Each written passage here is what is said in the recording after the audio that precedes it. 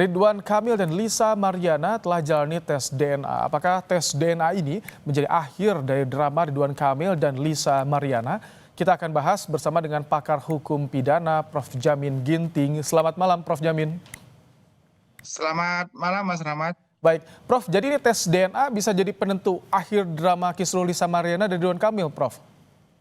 Ya, ini kelihatannya ada dua perkara, satu gugatan perdata Marliana dan satu lagi laporan Ridwan Kamil terkait dengan kasus pidana di Barreskrim. Nah, yang terkait dengan kasus ini yang akan memeriksa tes DNA adalah yang terkait dengan adanya laporan polisi pencemaran nama baik. Dianggap bahwasannya Liana ini mengaku-ngaku bahwasannya anak itu anak Ridwan Kamil dan akan ditentukan dengan tes DNA dari ketiga mereka, yaitu Ridwan Kamil, Maliana, dan anaknya sendiri dari air liur dan DNA darah.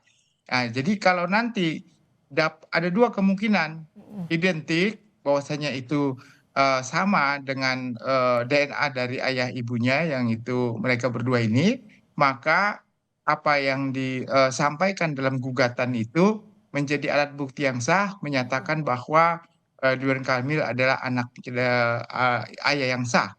Sedangkan kalau non identik ataupun tidak sama, maka nanti kasus pidana ini akan berlanjut dan kemungkinan besar kasus pencemaran nama baiknya juga bisa naik ke tingkatan penuntutan oleh kejaksaan begitu. Oke, ini kan jadi sebetulnya tes DNA bukan masuk bukti primer ya, Prof. Tapi ini cukup berpengaruh artinya pada perjalanan baik itu pidana juga perdatanya.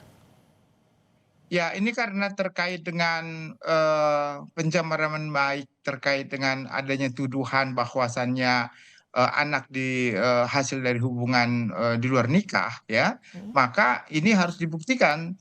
Apa karena Ridwan Kamil sendiri merasa sudah tercemar waktu beberapa kali dia mengajukan diri sebagai calon gubernur atau dan reputasinya sebagai public figure merasa terganggu dan keluarganya juga terganggu dengan adanya isu-isu apakah itu perselingkuhan dan segala macam yang bisa menghasilkan suatu anak ya dari keturunan ini sehingga nantinya selain dari bukti tes DNA ini ada bukti-bukti lain lagi apakah benar dia tercemar.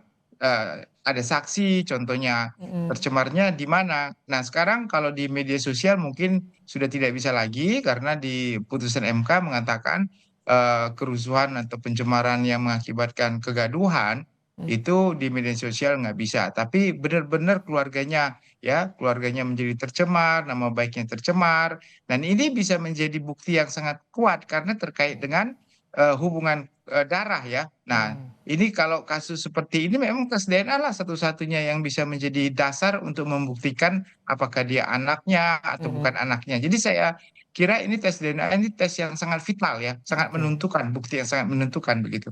Ini kalau misalkan hasilnya tidak memuaskan penggugat, ini bagaimana ke depannya, Prof?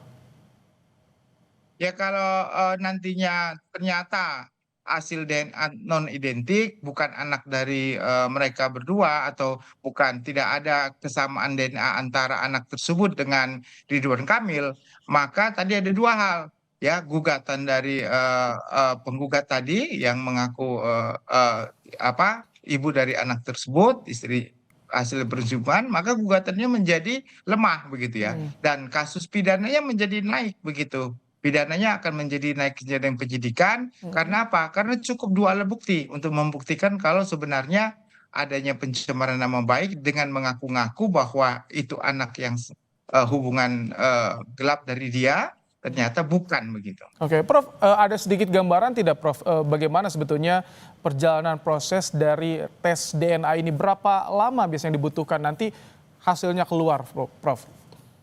Ya, pada umumnya kalau kasus pidana ya karena membutuhkan waktu yang cukup lama ya tes DNA ini karena perlu akurasi dan labnya tentu di forensik ya ke forensik kesehatan itu akan agak lama ya. Jadi bisa sampai 1 atau sampai 2 bulan ya untuk bisa dikurasi benar-benar bisa hasilnya keluar begitu ya. Dan ini kan tes DNA ini 3 ya, dari Ridwan Kamil, dari Lina sendiri, dan juga dari anaknya. Dan ini harus benar-benar dilakukan dengan sangat akurat begitu. Saya kira harus sekitar 2 bulan mungkin, atau 1,5 bulan mungkin bisa keluar nanti hasilnya. Ketika sambil menunggu tes DNA, biasanya proses hukum lainnya, pemeriksaan saksi ataupun yang lainnya itu bisa dilakukan tetap, Prof? Ya, saya kira kasus gugatan perdatanya tetap berjalan, Mhm. dan juga untuk kasus pidananya mungkin penyidik akan melakukan pemeriksaan atau pemanggilan terhadap para saksi-saksi untuk diperiksa, dan mungkin ada alat bukti lain yang bisa dijadikan dasar juga untuk menindaklanjuti kasus ini, tentu akan diperiksa juga. Jadi dengan adanya tes DNA ini Mhm. bukan berarti semuanya berhenti dulu ya. Mhm. Artinya semua tetap proses berjalan, karena ini ada 2. Nah, gugatan perdata dan laporan pidana ini tetap akan berjalan seperti biasa begitu, Mas Rahmat. Tetapi jawaban tanda tanya besarnya dengan tes DNA ini bisa menjawab ya akhir dramanya, Prof, sedikit saja. Ya, karena core inti daripada permasalahan ini adalah terkait dengan hubungan darah, Mhm. maka untuk menentukan keterkaitan itu ya tes DNA yang paling akurat untuk bisa Oke, menyatakan apakah seorang itu adalah ayah atau ibu dari anaknya begitu. baik. Terima kasih Prof Jamin Ginting, Terima kasih, Mas pakar Rahmat. Selamat hukum malam. pidana telah bergabung di Kompas Malam.